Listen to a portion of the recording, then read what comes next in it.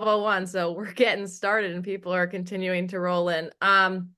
Thank you guys for joining our session. So basically what happens is IFA is so crazy, it ends up being a shit show, and you end up only getting like one or two or three takeaways from it, because you can't be at everything. So I was like, let's just get some of the top dogs in the room and chat about what we know, what we like. And we're going to do a new style. I'm going to do live note taking, and then I'll send you guys this notes after, so you don't necessarily have to do your own notes. Mostly because I was too lazy to make a deck.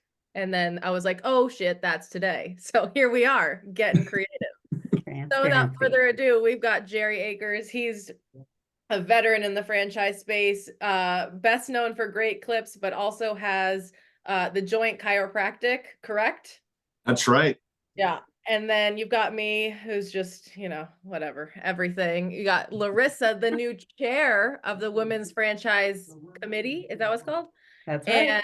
And the badass shirt that she's wearing, and she's the CGO, CMO, CCCCC at ZBart.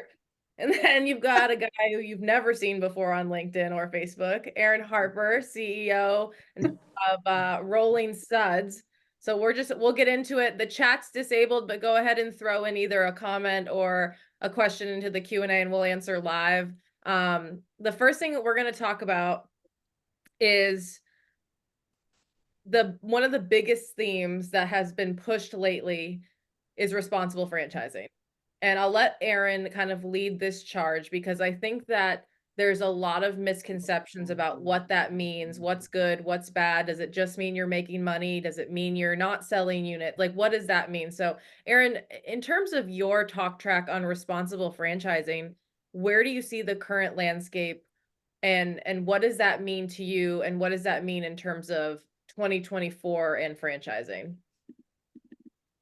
So I think that we are going to be going through and we're starting a systematic culture shift within the industry. And I think responsible franchising and the discussion of responsible franchising is resonating with so many because and maybe, Jerry can speak to this because he's been in the industry a lot longer than I have, or, any of us have. But the industry has been, I believe, a lot of ways abusive to franchisees, and in a way that makes me wonder, what the hell are we doing here? If the whole purpose of franchising is to help people become business owners and make them be successful, why are we selling them on something that doesn't exist? Why are we not giving them the support they paid for? Why are there lawsuits all the time? Like, this should not be the norm.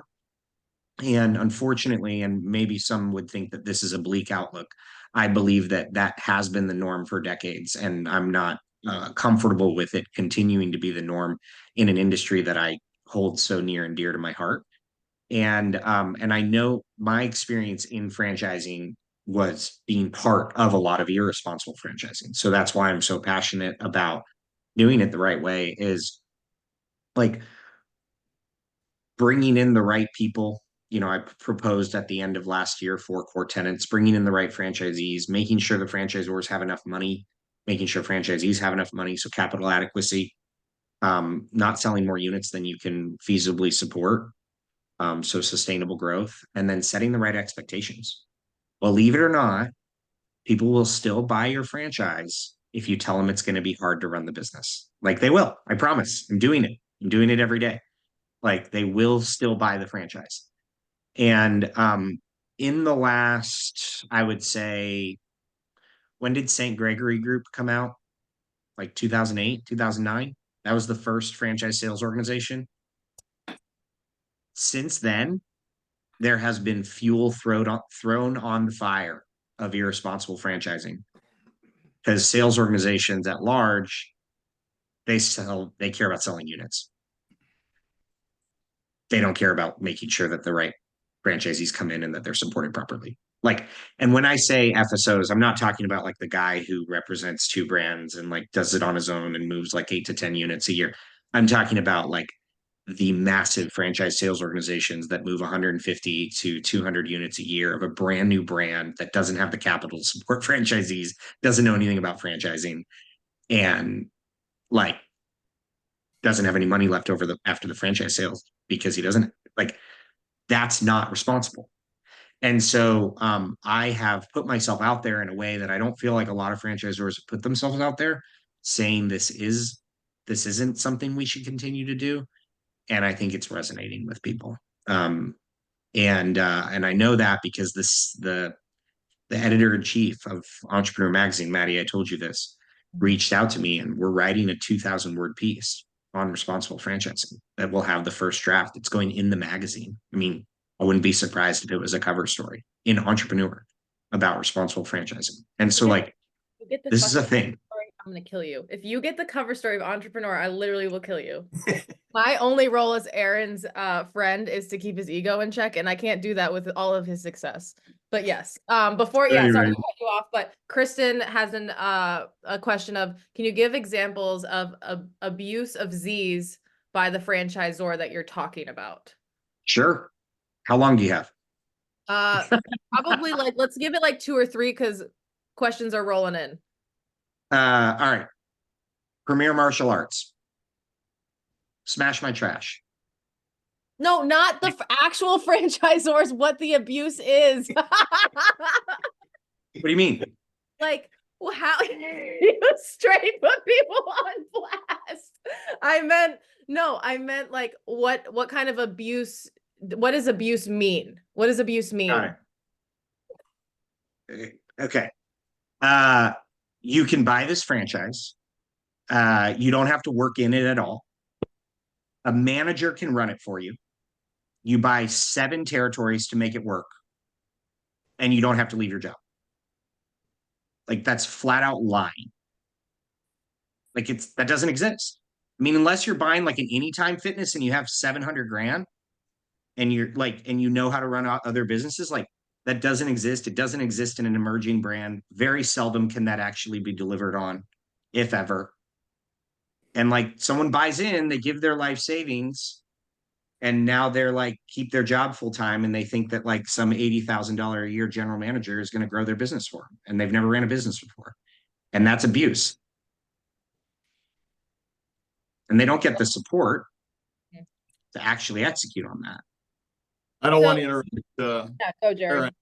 But from the franchisee side, and having franchisees at things like the IFA Convention and the Advocacy Summit and things like that come up and talk to you, what he's talking about is rampant in this. I've gotten into so many online arguments with brokers and so on, claiming that all franchisors are 100% above board and give tons of support, and yet we see it every day where franchisees are failing. They're losing their life savings, as Aaron said. They're sold the business in the box mindset. And the fact is, you are buying a system. And if that's how you define business in a box, then great. But what they add on to that is the comments that Aaron said, like you don't have to leave your job. You can own 100 of these and they'll just run without your efforts. And then we've all seen that the most successful franchisees are the ones that are engaged at some level. Well, that's tough to do if you're in corporate America working 60 hours a week and trying to run 3 or 4 units of brand X. I won't give up people like Aaron did, but I feel like it's sorry. They probably shouldn't have, but it's all good. The lawsuits are out there, so like all you got to do is Google them. Yep. And the fact is, I have gotten in arguments with people online who believe that all franchisors give all the support that franchisees need. And as Aaron said, the lawsuits are out there, the stories are out there. All you have to do is research them. And yet a big segment of the franchising world is just looking over the top of that. And it's kind of like la la land where everything is perfect. I mean, honestly, I own 2 franchises, a total of about 40 units across 2 states. I hire smart people to run them, but I still stay very engaged with them so that they go to that next level and continue to prosper. But it's gotten so bad, I literally had to start a support company for struggling franchisees and franchisors that need help, because this is going to get worse before it gets better, folks. And those of us that are actively engaged in this, franchising changed my life, my kids' life, my grandkids' lives, my parents' lives because of our income and so on. So I am Aaron and I got to be friends a few months ago because of this, and the fact is we're beating the drum on both sides of this, trying to bring it to light and try and start to fix some things. And And- Aaron, quickly, can you walk me through, or everyone through, because for me, even having such an in-depth understanding of all of this, I still was confused. So a lot of times people maybe they see a number opened, and a lot of times it's attributed to a massive FSO, but they see numbers sold, and then the real people will be like, okay, well, how many opened? And a lot of people don't understand because they're thinking 1-to-1. So like, how did those franchisees pay and then not open? They don't understand that they're buying multiple territories. So can you walk us through that process and what it means when you've sold a lot and haven't opened enough? Yeah, so there's a brand that sold 186 units in a year to 31 people. So like do the math. It's an emerging brand. It was in year 2. Like that's like a average of like 6 or 7 per person. Like the amount of capital necessary to actually market to an area of, let's just say, 200,000 people, especially on a service business, the amount of human capital and actual capital that is necessary to actually make that territory valuable and get a return on that investment. There's no chance someone that has never opened a business, who's not leaving their job full time, is going to get a return on a 6 to 9 unit investment in a home service brand. Like it just won't happen. And so basically maybe they open 1 or 2, maybe, and then you've got these other units that aren't doing anything. They aren't being serviced. And so there's all these sold, not opens. And, just to speak to Jerry's point, like it's not just the franchisees that are getting abused. The franchisors come to me and say, Aaron, I watch all your content online. I just want to make sure before I sign up with these franchise sales organizations that are pursuing me, they're telling me that the only way I'm going to get traction in the broker network and be able to sell units is if I sell my business as absentee or semi-absentee. But I started my business on blood, sweat, and tears, and that's not how I think franchisees are going to be successful. Is this normal? And like, that's what they're being told is normal if they want to move units. And so, like, I think it's more rampant than a lot of people see. And what I'm hoping is that the next generation of franchisors, my generation, can highlight responsible franchising and also shine a light on irresponsible franchising and almost shun like those people who are like doing abusive things and like tell them to leave the industry. Like So we don't want you here. yeah, you can't sit with us. Like you literally can't sit with us. We wear pink on Fridays. The fact that that makes me love you so much more. So Larissa is with Z-Bar, and that when I talk about legacy brands, like she's up there with the Great Clips and the McDonald's, and they've recently been discussing new franchise development strategies, and they've got great validations. And can you talk to me about what that means to you as a legacy brand, and you're seeing, brands come in with explosive growth? Are you feeling as a franchisor pressure to keep up with that? Are you able to see through the trees on that? What does that look like from your end as someone who doesn't necessarily need any more franchisees, but also you still want to be able to compete? Yeah, no, we always are looking for great partners. So there's definitely so much opportunity, specifically in the US too. But what I love about this whole conversation in responsible franchising, one is the accountability, right? That it's possessing and it's creating for all the brands within franchising. I love the just don't sit at our table and have a nice day. But I think some of the things that I think about as we just, talked about this is that it boils down to, we all talk about relationships being so important in franchising, and that starts with real trustworthy conversations. I feel like trust was a huge word that was thrown out in every conversation across the IFA convention, and building that trust starts with a trustworthy, open, and honest conversation in the franchise development process. And we do that every day, talking about what's your goal? We are primarily single owner operators, people who oftentimes it's their first step into franchising. So we're very open about, where is your place in this business? Our business is, it's a little bit more complicated than the average bear. So we want to make sure you're coming into this understanding where your strengths are, but then also being real about where your weaknesses are. And so that's where you can find support, build a team for your store to have that success. If you're not real about those conversations, I don't care what brand it is, right? They're not going to be successful. And that's what I feel like for me, responsible franchising is about people, and it's about building relationships, trustworthy relationships from the start. We can't be the dream maker industry if we're not building those relationships from the start. So for Z-Bard, it is our 65th anniversary. We've had a lot of great change, leadership change. We're one of those franchise brands. I'm on the 3rd generation of owners right now. So, it's such an exciting time, and I love that we're bringing these conversations to the forefront. I think the culture shift is needed.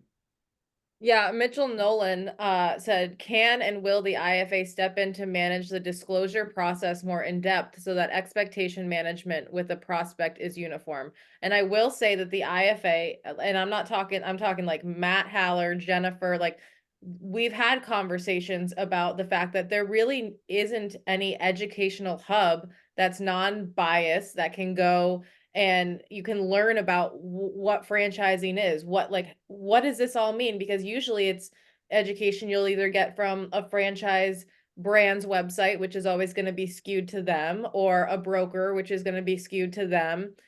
So they are active in wanting to do having, an educational platform of what franchising is start to finish, and what that means in terms of for candidates and franchisors that want to get into it.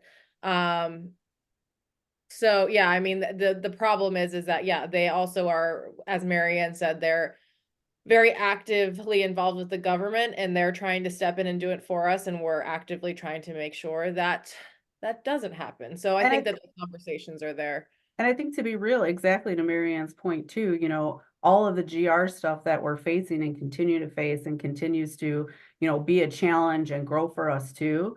Oftentimes challenges stem from lack of understanding, right? Lack of education. We see that in these government relation topics that are happening right now. So for us to be moving responsible franchising forward in all aspects, I only see us helping us in the future with those conversations. So I actually sat down with Matt about this, Matt Haller, at the IFA, and I told him, I was like, everything that we have to support and give education for franchisors and franchisees is behind a paywall, and it's really expensive for a brand new franchisor to come to this conference. And I, as you guys know, put out a ton of content online. I think my follower count on Twitter is like multiplied by 7 in the last 2 months. And I told Matt, I'm like, I'm going to put out free content for the next 30 years on how to franchise a business properly and how to be a good franchisee. I said, as soon as I'm, Maddie, I'm hiring a whole sales team and building something so that I can step away. But when I have 50 hours of my week back to add content, you guys see how much content I put out now. That's with selling for 50 hours a week, making sure the right people come in. When I don't have that, it's going to be wildly different. So Matt and I are going to Unconference in a couple of weeks, and we're going to talk about what can we take behind the paywall, and how can I formulate it and put it into a newsletter format or posts or whatever, video content, to try to build an audience that can bring franchising realistically out of the darkness and into like the general conversation of like people who know that it, and hopefully make people see that it can be better than Subway and Quiznos and Premier Martial Arts, and like, you know what I mean? Like, so I think that's a big part of the reason why we have a lot of this stuff happening is a general lack of education and understanding. Well, if I can pitch in, Maddie, I've been on Oh yeah. So I'd hate to interrupt anybody, and I love listening to Aaron. I could just sit here and listen to him go Don't on and say on that about to this. him. Don't say that I'm out stroking his ego, man. I'm trying to get him I'm some. good. I don't need it. I'm good. Well, as most of you know, I'm on the board of directors for IFA, and I'm just now the past chair of the franchisee forum. So these conversations have been going on for quite a while. Anybody else that's on the board can tell you I'm very passionate in board meetings about the exact subject Aaron's talking about and where IFA needs to be on that. So I can give you some insight there. Those conversations are going on. They actually had me go to the Emerging Franchisor Conference this last fall and speak about what it takes to be a great franchisor from a franchisee standpoint. So they're doing some of that. They recognize that our issues in the legislature come from the struggles that we're talking about, franchisees that buy a brand and don't get the support they need and those kinds of things. So they've been working very heavily on it. And I don't think they will be upset that I get this out here in this. They're asking me to put together some collateral that will help educate franchisees overall. So I'll give you two pieces of it. Number one, I'm building right now scripting for 3 or 4 pre-franchisee, so prospect training that will be on the IFA website. And then they will market that so that people considering becoming a franchisee have a place to go to get unbiased and unbiased information, as well as a series of questions to ask when you're going through the process, things to look out for, all that kind of stuff. So that's certainly not the answer to the question, but it is part of a process that they're working on that will help close the gap a little bit. They've also asked me to put together some educational scripting that will go into virtual learning for franchisees who are not getting the support from their franchisor that they need to be successful. So in other words, there'll be a marketing virtual learning class. There'll be real estate construction. I'm just blindly going through a list right now without spending a lot of time on it, but there will be a list of classes that will be available to them to help supplement what they're not getting from their franchisor. So because of what's going on in Washington, D.C. and in some state capitals, the IFA has recognized it, and they're asking experts, not just me, but others, to leap into the fray and try and help out with some of that. And I think with Aaron and I beating the drum out in the rest of the world, we can continue to do that, as he said, behind the paywall, or in front of the paywall in this case, so that we can, continue to build, raise the banner. I think franchising is still the very best way people can create wealth and change their lives and all those kinds of things. But we just got to make sure they make the right decisions and they're getting the resources they need. That's great. And what's so funny about all of this is that like Matt and the IFA have reached out to Aaron, they've reached out to you, they've reached out to me. So like they're going through it. And I think between all of us and us contributing together, there's going to be an incredible, unpaid, unbiased, truthful, been in your shoes program that they're putting together. So, it makes me proud to see that the IFA leadership and IFA as a whole is really, they've bought in on that and they get it. Shannon said, Jerry, please put something in there that tells them that brokers are making upwards of 35 to 70,000 for steering them towards brands. I wish there was a level playing field. I can also say that I completely agree to this, because one of the sweetheart deals I did with one of the franchises I own, I basically said, I know you guys are going to get a broker fee if I go to a broker, so knock that off my, total. And they were like, oh, okay. Because you don't have to have a certification to be a broker. You can just say, I'm a franchise broker. And that's that. And that's a lot of things that people don't understand.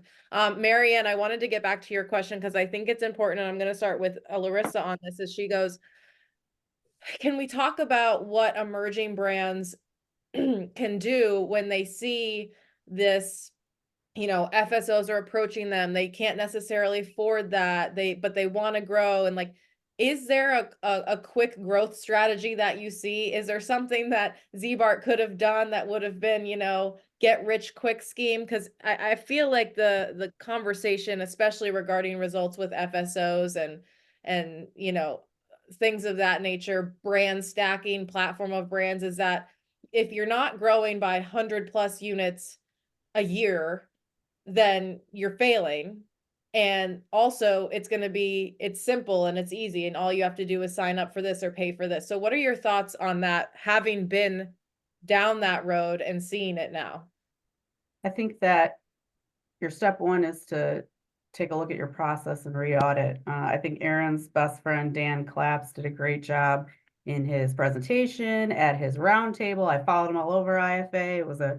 We were best friends by the end of the conference, but I loved all the things that he talked about his process of building that relationship, like we talked about in the beginning, right? So giving them the right information from the start and being able to do that as an emerging brand, right? Yes, you don't have the funds, the opportunity to bring in an FSO or a broker yet. That's fine, but setting the stage with realistic expectations, giving the right education from the start, putting the right people on the calls and the information from your brand that they can give them the right information, get to the right, economics and finance conversations that you need to be real and upfront so that everybody's on the same page for how to move forward. I think if you have a strong process, that was another very strong theme within the conference, that you can be successful. The word's going to get out. All it takes is a couple of people to sign on, to believe in you, to show that satisfaction, and you're just going to grow from there. So, really think about what that process is. Is it open? Is it transparent?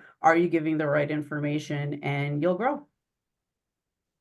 And Jerry, for someone of your size who has, and I don't mean physical, because that came across like you're super fat, and that's not what I meant. For someone who has 40 plus units, and essentially you're kind of a mini franchisor, and I'm in that system, but we're not units, we're more territories. What do you say when emerging franchisors or emerging franchisees are like, well, how did you do it? This is hard. Like, what do I do? Because I need to keep the lights on. It's not happening. I'm not getting the support, or, I want to grow, but I can't afford brand dev marketing strategies. What is your talk track around people who are like, it's fucking hard and I don't know if I can do it? Yeah, I get it. So there's really two paths there we got to talk about, Maddie, the franchisors and the franchisees, because they're somewhat different.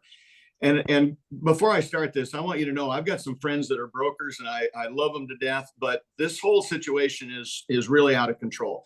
When emerging brands are being charged 100+% of their initial fees to franchisees for the right to sell a license, that leaves them starving for revenue. It leaves them starving for the money they need to grow and add the resources that help and support the franchisees. So at some level, we're going to have to fix that problem. I don't necessarily have an answer, but I think that is one of the biggest problems right now, because that actually drives this goal to put 100 units out there in the first year and to sell multiple units to every franchisee you talk to, because you need the royalty stream to survive if you're a franchisor. So we've got to figure out a way to get some of that money back in the franchisors' pockets from this broker situation. And truthfully, I talked to several smaller brokers at IFA, and they see it too. And so they're working on ways to leverage their skill sets and some third parties and so on to keep their rates as low as possible so franchisors can keep part of that, because we need those emerging brands to be solid and profitable and continue to grow for the franchisees that are the innovators. Now, if you're on the franchisee side, frankly, you got to be with a great brand if you want to scale. That's all there is to it, because you can't do it on your own. I had 27 years in corporate America as a turnaround guy, and I still need support from franchisees because we don't always understand everything within the system. I'm that guy that goes out and creates all kinds of things to put my business on steroids and make it explode. And franchisors have to sometimes say, Jerry, can you run it past us before you do it to make sure it doesn't interfere with our brand? And I'm a brand standard bearer, so I would never do anything. I just know there's other things that can happen behind the scenes. So when I tell those franchisees what they need to do, make sure you're with a great franchisor. Make sure, as Aaron pointed out, make sure you have the money. You've got to have the borrowing capacity and the cash to not only build them, but you've got to cash flow them. And what happens a lot of times when they buy multiple units, they feel like they got to open them all at once. And there's a 12-month or so break-even point. And so they've got 4 units open, losing money, bleeding money for a year or more. And unfortunately, that leads to bankruptcies, and that leads to losing their life savings. It leads to lawsuits. It leads to Washington, D.C. getting involved in franchising at a level that, we caused. So I mean, I could talk all day on this, Maddie. I don't want to do that because we got a lot of other stuff to get over, but that's the highlights of the things we start talking about. And I think, so I'm just gonna say this real quick. I didn't think through this like live note taking because now everyone's looking at my spelling and I'm not the best speller and I'm like, oh my God, they're seeing it live. I think too, you know, what Joe brought up in the comment is like the answer to the question is that not everyone should be a franchisor in the first place. And that's that because a lot of people, I've talked to many potential franchisors that have called me and they're like, oh, I want a franchise. And I kid you not, guys, I once got a call and they were like, well, you know, I want to expand to more locations and I might as well franchise because then my employees will have skin in the game and I don't have to do the work. And there's nobody to tell them otherwise. The fact that they came to me for through a random LinkedIn post is a problem. So, you know, talk to me, and I'll start with you, Aaron, because you basically vetted a company and a couple, I will say, and then eventually franchised it. But you have years of experience, especially in the growth area of knowing how to do that. So if, you know, people are being approached or franchisors are being approached or, you know, franchisors are approaching smaller brands to acquire and franchise them, like what is the criteria for what makes a good franchise in the first place so that it's not a free-for-all and then they sell a bunch and then it's blamed on the FSOs or it's blamed on franchising when ideally the company shouldn't have been franchised in the first place. So most brands, most businesses shouldn't franchise their business. The majority of the majority of the people who decide to become a franchisor shouldn't become a franchisor. Not because they don't necessarily have a good business, because they have absolutely no clue how to be a franchisor. And they don't have the necessary education to go through that. I just messaged you on LinkedIn like 7 or 8 solutions that I feel like we could do as an industry to internally regulate. I posted a post about this like 2-3 days ago. Now, if someone says, I want to franchise my business, they go on Google and they type that in, they get to a consultant or a lawyer. And the lawyer or the consultant says, you pay me $25,000 to $100,000, you'll be a franchise. So they get their FDD and now they're a franchise. And they're like, they just think at that point, because they spent $100,000, that like now the most logical step is to like get franchisees. And there's no like financial vetting from the consultants or the lawyers to say like, should you become a franchise? Because they're going to get paid $25,000 to $100,000 if they don't say that. And then they're like, I'm a franchise. So I think, Jerry, what's the number? 300? Is it 200 or 300 new people file an FDD per year? 600 new ones come in and 600 leave, Aaron. That's an IFA. Is it 600 now? Yep. Oh my God. Every year? Every year. Every year. I thought it was 300. No, the last 2 or 3 years, they've been at 600. So 600. So 600 people just for how many people do we have on this, Maddie, on this group with us? This group call? There's 45 here and 200 signed up. Okay. So the 45 here. So 600 people decide to franchise their business every year. And then the following year, and then that same exact year, 600 people who have already filed an FDD decide I'm no longer going to franchise my business. So that churn that happens on the bottom of franchising is part of the reason why we have a bad reputation to people outside the industry. That's the reason. And so like, I would say that most people shouldn't franchise, and we should be telling those people that they shouldn't franchise. Now, if they come to me and they're like, I got $3 million in the bank and I've been running my business for the last 20 years and I don't have any involvement in the business and I want to give people the business that's given me the life I have, and I don't have to spend any time on that, and I got $3 million to dedicate to the business, who do I need to hire? Like, all day long, let's have that person franchise their business. But the guy who has a $300,000 epoxy coatings business that nets $70,000 a year, who has $40,000 in the bank, and just paid half of that to get his FDD, that person should be told, hey, this is a horrible idea. Franchising your business is a responsibility. It's not a side hustle you can just do. It's a responsibility to deliver to help someone else start a business, and taking their money and telling them that they're going to start a business. Like, that's a responsibility. And I think that if more franchisors were like, oh God, I need to have $500,000 to $1 million to $2 million to $3 million in the bank, and I'm no longer going to be able to do the thing that I love, which is run my ice cream store, and I'm going to have to go do this thing where I'm going to burn cash for 3 years and it might work out, they'd be like, that's a terrible idea. I don't want to do that at all. Like, I'm not going to franchise my business. But we would have to get everyone that's on the bottom feeder kind of rung of the franchise industry, which are like, hey, I'll franchise your business for $100,000, to stop. And we'd have to, like, I don't know, like, it's going to take like a bunch of people who believe in responsible franchising saying, hey, everyone, publicly don't go to that company because they'll screw you. And like, then they can't run their business, and then they go bankrupt, because realistically, that's what they deserve. I think it'd be an interesting piece of information to take a look at. I don't know if Jerry and Aaron agree, but you could look at things as an emerging, or you're thinking about wanting to franchise, right?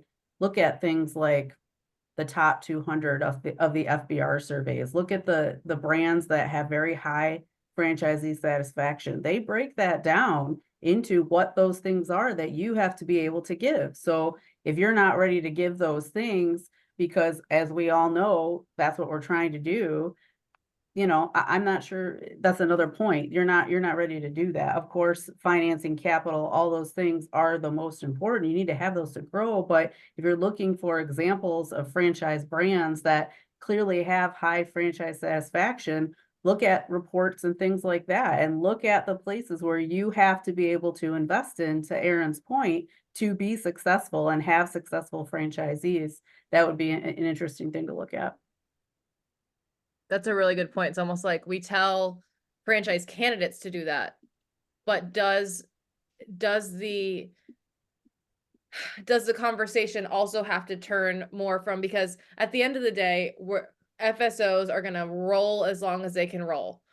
Brokers are going to roll as long as they can roll. And I have friends that are brokers, and I get that. Like, that's a huge paycheck. And if that's your living, you're not going to stop because someone says, I don't think this is right. Is in fact where we can make the most change on the franchisor side. And how do they navigate that? Because you're right, Aaron, they don't realize what the costs look like after they pay the fee to be a franchise. So I think that there's so many miscommunications there. And, you know, how do we navigate and circumvent it in a way where it doesn't feel like we're pushing people out of franchising, but we're also doing it in kind of a protective wolf pack nature of like, you can't come in if you're going to be irresponsible, but also don't come in and get eaten alive. And I think that both sides of the fence are hard for people to swallow. Kim Wood said there's no way two companies that become franchisors that have zero idea what to do after they are a franchisor, they are stuck. I agree. There needs to be more thought into allowing companies to become a franchisor to begin with. And, you know, I'm seeing more and more about these new franchise companies that are popping up that can take independents, become a franchise, and then sell the franchises for them. Some of them take equity, some of them don't. You know, Jerry, where do you fall on that? Because yeah, emerging franchisors, or, you know, people who want to be a franchise, they should go to people who know the industry and are professionals. But also this is becoming quite the revenue stream, and I think intentions are getting lost along the way.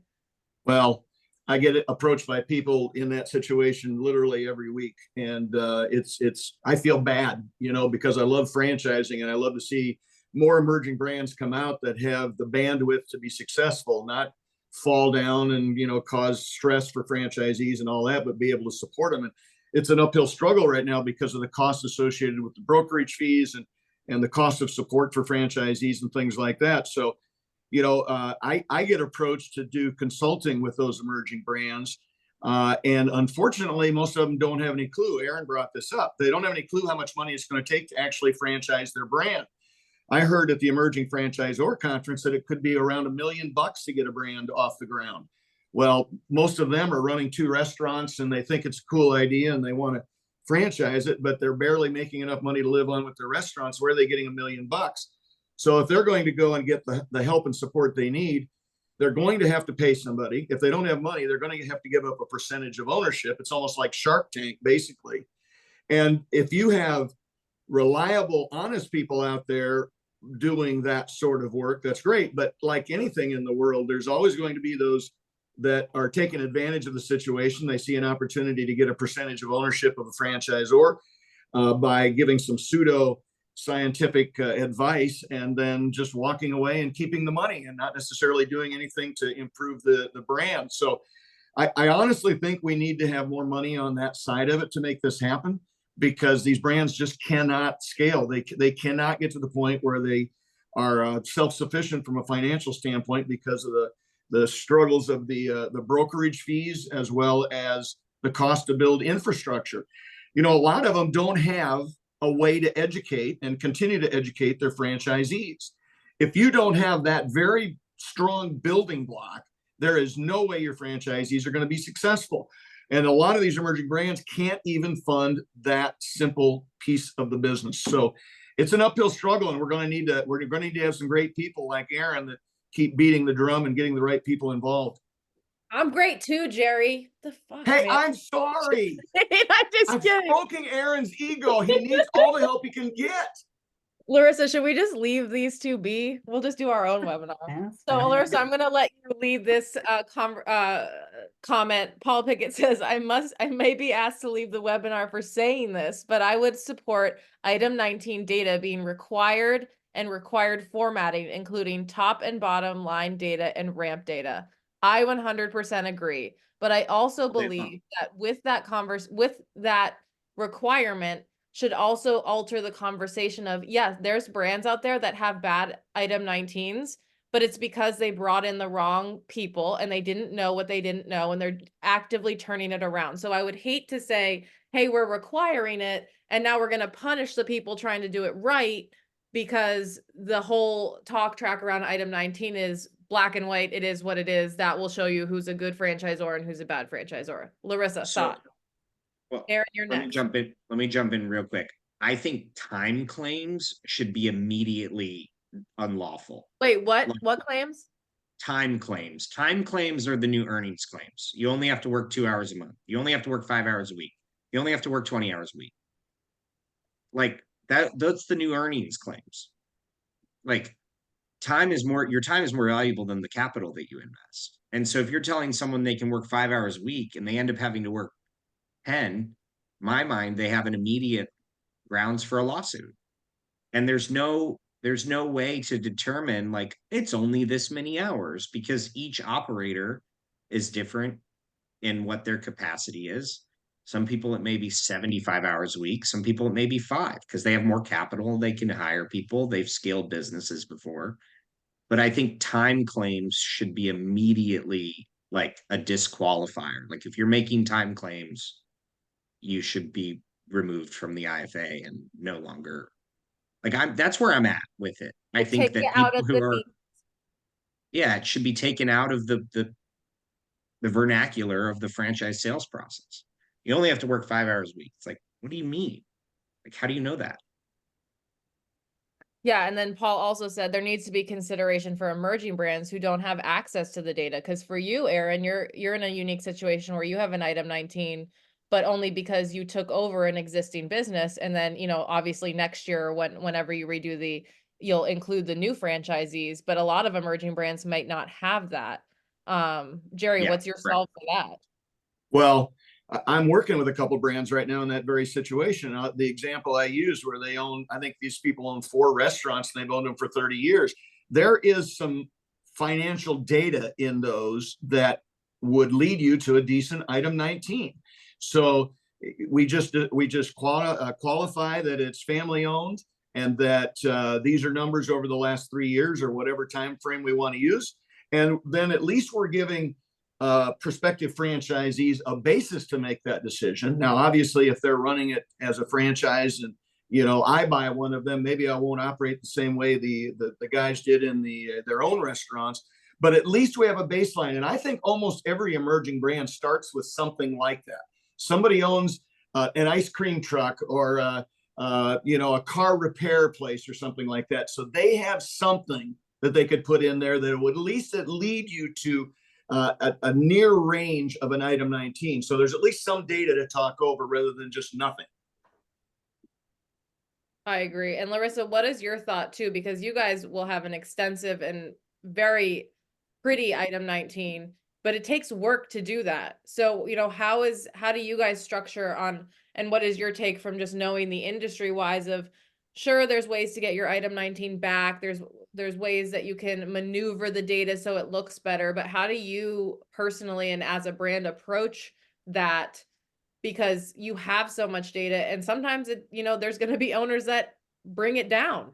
Like what do you do then? That's very true. We have a very wide span of, success between multi-million-dollar stores and then, otherwise. I will be fully transparent on this conversation to say that the entire FDD process just became under my responsibility in the last 60 days. So Larissa, in trying to be a part of responsible franchising, paid attention to the item 19 conversations at IFA, went to the roundtables.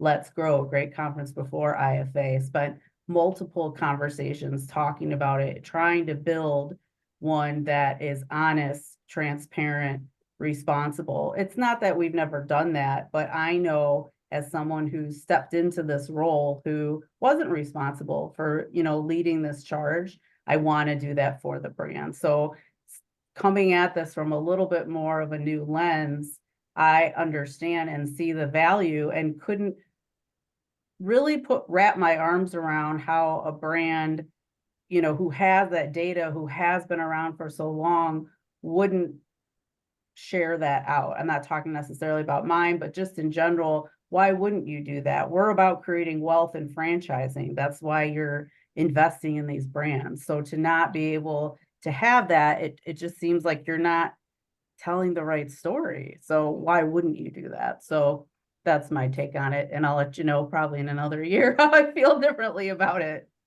Well, and if I can tag team with Larissa just a minute, I'm sorry, Aaron, I'll make this quick. The fact is, and nobody wants to talk about this, the fact is every franchisee does not send in their annual financial reports. So when the next item 19 is put together and it's put into the quartile structure, and you think you're looking at the bottom quartile, you probably aren't, because the bottom quartile may never have sent in their financials to be a part of the FDD. So it is not anybody's intention to, skew that data. The fact is, it's just not all there. So you talk about emerging brands and trying to set yourself up for success. I would say that's a learning point too. How are you going to set up success from the start to be able to have those financials? Right. Yeah, so I think another going back to like the FSO and broker piece, the reason why a lot of these emerging brands don't have any leverage is because they have no clue how to sell franchises. They have no relationships with brokers. They don't know how to get franchisee leads. Like they don't get anything. And so like some of these like requests that some of these bigger FSOs are making of brands right now is insane. Like they'll be like, oh, you want to be part of our network? It's 25% of your business. Yep. Like take it or leave it. And that's happening, like not like with one or two FSOs, like it's happening at scale. And then brokers sometimes can do that too. And I do want to be super clear about something. My business runs on brokers. Like I have brokers that I am close friends with that are some of my best friends in the industry. So like not all brokers are bad, not all FSOs are bad. But when an emerging franchisor comes in, says I want to franchise my business, pays $25,000 to $100,000, they're in it now with a big amount of capital that they made, which is big for a lot of emerging brands. $100,000 is $100,000.